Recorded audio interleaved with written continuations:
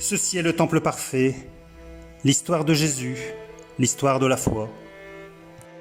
J'ai passé 43 ans de ma vie à faire sortir de terre cet hymne à la lumière et à la nature, ce flambeau dont les 18 tours vous porteront au plus près du ciel. J'ai rêvé la façade de la Nativité, une façade décorée, ornée, ampoulée, exubérante de vitalité, racontant la vie humaine et familiale de Jésus, et dont les portails vous rappellent l'espérance, la charité et la foi.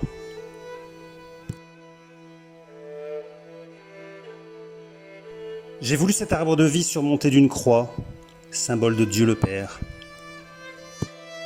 Il fallait que je construise cette façade, comme un témoignage de ma vision créatrice, comme une démonstration des calculs et des techniques nouvelles, qu'il fallait appliquer à ce temple, trop vaste pour une simple vie humaine, et que je savais ne pas pouvoir terminer.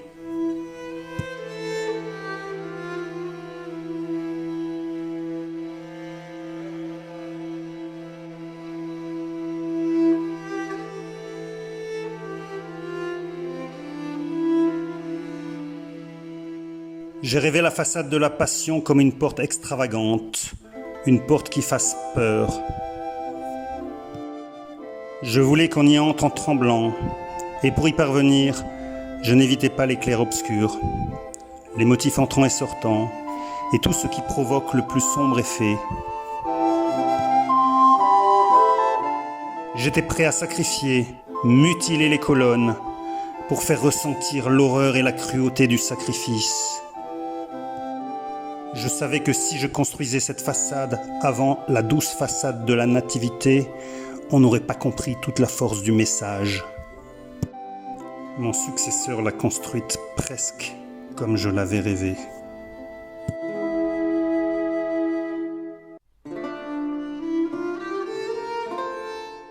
J'ai rêvé la façade de la gloire céleste de Jésus. Elle sera la plus grande et la plus formidable des trois. La gloire de Dieu triomphe de la mort et dépasse la vie humaine. C'est un chemin montant jusqu'à Dieu. La mort, le jugement final, la gloire mais aussi l'enfer.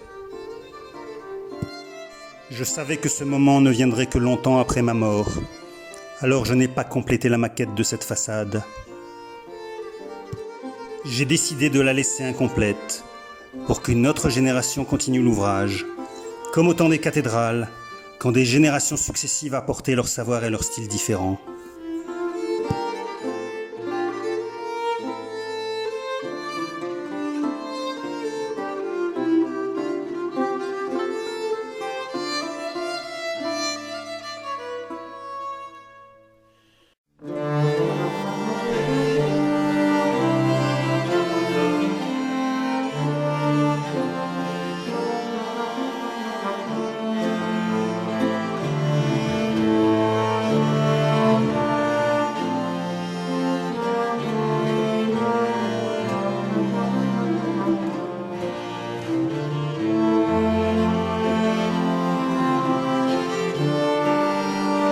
J'ai rêvé d'une nef lumineuse, balayée au long des heures par les rayons du soleil.